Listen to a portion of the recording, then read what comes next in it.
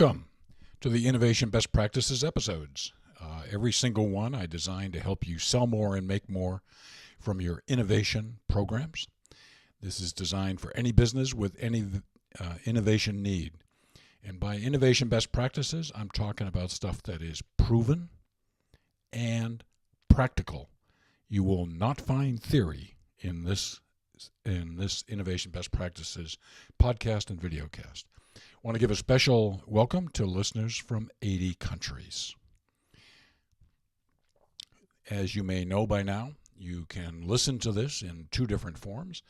One is as a videocast, which is the same audio as the podcast, but supplemented with a PowerPoint presentation and visuals where appropriate. The videocast can be seen just by going to YouTube, and in the search bar on YouTube, put in Richard, Innovation Best Practices. A bunch of search results will come up. We're somewhere down on the list. Just click on it, and you'll get to the page where all those that are currently available.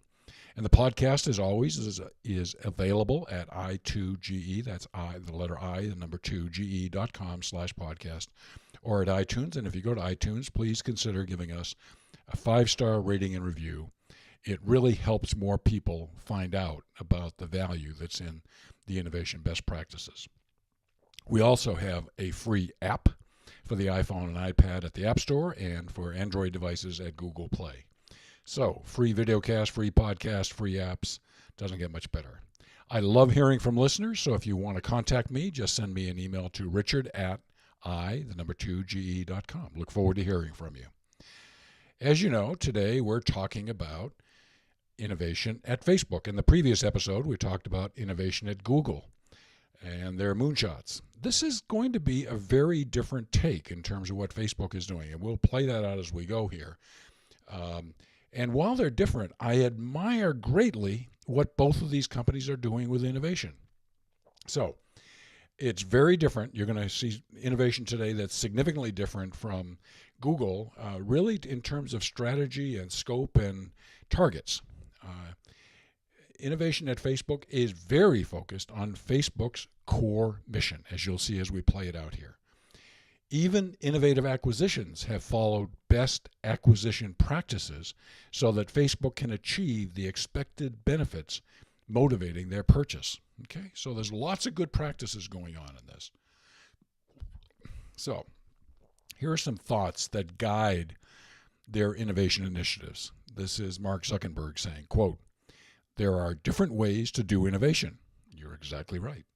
"You can plant a lot of seeds and not be committed to any particular one of them, but just see what grows. And this really is not how we approach this. We go mission first, then focus on the pieces we need and go deep on them and be committed to them." Okay? The seeds could be a way of describing what Google is doing with their 9 moonshots that were in the previous episode. Their mission, since it's mission first, is, quote, "to give everyone in the world the power to share and make the world more open and connected," close quote. Simple, powerful, to the point. And I think that you'll see as I lay out the innovation initiatives that are currently going on at Facebook that these kind of deliver on their mission. Okay, let's talk about the boss and the Google versus Facebook sort of thing. Zuckerberg says, this is a quote of somebody describing Zuckerberg. "People who work for him note his inquisitiveness." Remember, I did a podcast earlier on the power of curiosity. This is people who are curious and inquisitive are just really, really good at innovation. So note his inquisitiveness, persistence, ability to deploy resources, and devotion to improving Facebook and himself, close quote. I love that quote. There's so much in there. Inquisitiveness, persistence, boy, you need that. The ability to deploy resources, that's what the top guy does. Devotion, not commitment, devotion to improving Facebook and himself. Okay? Contrast this with Google. Google moonshots have very little or nothing directly related to their core business. To be clear, Google has a very strong innovation program focused on continuous innovation of its core products. We just didn't cover that in that particular episode, but they do. Facebook's focus is exclusively on big innovation swings. It's all focused on their core business. Big difference between Google and Facebook. So let's talk about some of the biggest innovation initiatives. First was the Instagram acquisition, a photo sharing company that they acquired in April of 2012. Zuckerberg kept the founding owners in charge of the operation. You'll recall from some earlier podcast I talked about this, how Kellogg, in many ways, in my opinion, screwed up the Kashi acquisition eventually when they tried to make it a Kellogg culture as opposed to a Kashi culture. So he kept the founding owners in charge of the operation. They worked very hard to maintain the culture and to make sure that it didn't have to conform with the Facebook culture. Okay? Remember, when you make an acquisition, you're not just acquiring products and patents and all that sort of stuff. You're acquiring people, capabilities, and culture, attitude, way of doing things. All of that adds up to why you got excited about buying the company. The result that was Instagram used relevant Facebook technologies like spam fighting, enabling them to accomplish their major objectives faster. So it sounds like a real win-win for them. Then Facebook had a messenger chat service, and at first it was part of the Facebook smartphone version. Got to be able to talk these days. And in that environment, they felt that Messenger was sub-optimized. So they made it its own app and hired a former PayPal president to run it. They developed their own business model, app store, and new services like a customer service delivery tracking. Okay, so all of a sudden, when they stripped it out of the basic Facebook app, made it its own business, it became a vibrant standalone effort by itself.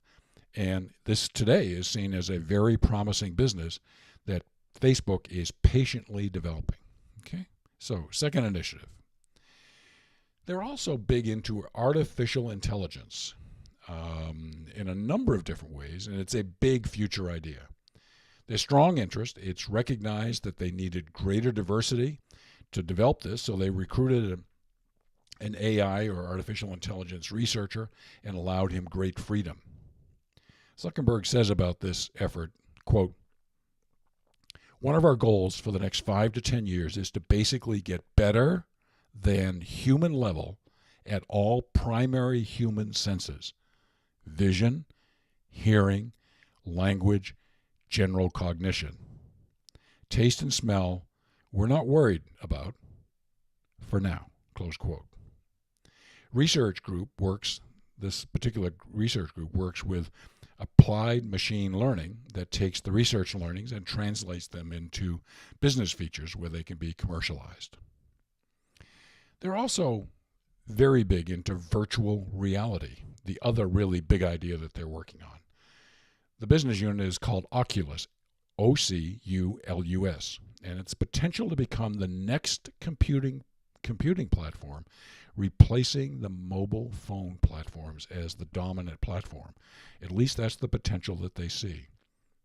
Again, Zuckerberg words, quote, "If you look at how people spend time on all computing platforms, about 40% is spent on some kind of communications and media.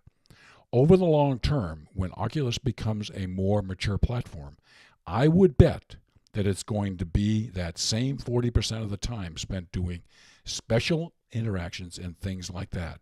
And that's what we know. That's what we can do," close quote. So he's talking about interactions between people. That's something they know. That's something they can do. And virtual reality is going to take it to a whole new level.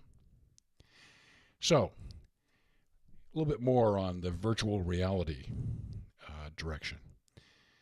The virtual reality leader said, quote, "We've got a 5 to 10 year R&D roadmap for Oculus that's very clear about what problems we need to take down and how we're going to do it. And so we're just going to build better and better sensors and hardware and software that's going to allow you to do more, and more that's going to create these amazing experiences. I don't know about you, but I can't wait. I'm not on Facebook that much. In fact, if you look at my Facebook page, you'll see the picture is a picture of me with my youngest daughter on her wedding day. That gives you a clue as to who got Dad onto Facebook and who created his page. So it tells you where the guiding force is there. They're also looking to add to virtual reality augmented reality. Augmented reality, or AR, with special glasses, virtual objects are added to what you see in the real world. Imagine looking through these glasses and seeing a superhero standing right next to you. If you're looking at this as a video cast, I've got a picture of some early augmented reality on a smartphone. Another very interesting way of connecting with people and seeing the world. And again, Zuckerberg says it could be the last electronics device that a lot of people need to buy, close quote. And Facebook would be the one selling it. Wow. Now, added to virtual reality, we have augmented reality that are going to really take interactions with the environment around us and with other people to an entirely new level. This is all exciting stuff. Okay, this is all about dramatically expanding connectivity. In many parts of the world, Facebook growth is constrained by people who cannot connect to the internet. So here's another innovation idea that they're working on. This is cool too. Putting highly specialized drones into the atmosphere, flying at 60,000 to 90,000 feet up. I mean, that's way above where airplanes fly, and they're out of the way of everything. Flying at 60 to 90,000 feet for months at a time with a solar-powered battery. The drone would send down high-speed internet access to where it's needed. It has a 138-foot wingspan weighing only 880 pounds. Test flights are expected to begin soon. So they're looking for ways, since connectivity is at the core of their mission, if they can expand connectivity, namely the ability to get on the internet and use Facebook, and expand it to virtually every spot on planet Earth where there's any meaningful concentration of people, all of a sudden the opportunities for people to connect and everything through Facebook dramatically increase. So this is another innovation that is spot on for their mission. I love the strategic tightness, the mission tightness in all of their innovation efforts. Okay, here's some concluding thoughts. I was very excited to produce the previous episode on Google's moonshots. And I'm just as excited about Facebook's very strong internal innovation focus. While they're not taking big swings at the major societal problems that Google is, they are looking to greatly expand human connectivity and the quality of those connections. It's exciting stuff. The spirit that guides both of these companies clearly demonstrates their innovation pedigree. They are companies that deserve our respect for their innovation. And if you're interested in more innovation best practices, here's how you can learn more. You can go to my website, i2ge.com. On the menu bar on the left, you'll see the DIY innovation training. Just click on it. All kinds of training programs there. If you don't see one that exactly matches your need, contact me. We'll tailor one exactly for you. Here's the purpose in all this. I'm trying to make you innovation self-sufficient. Why?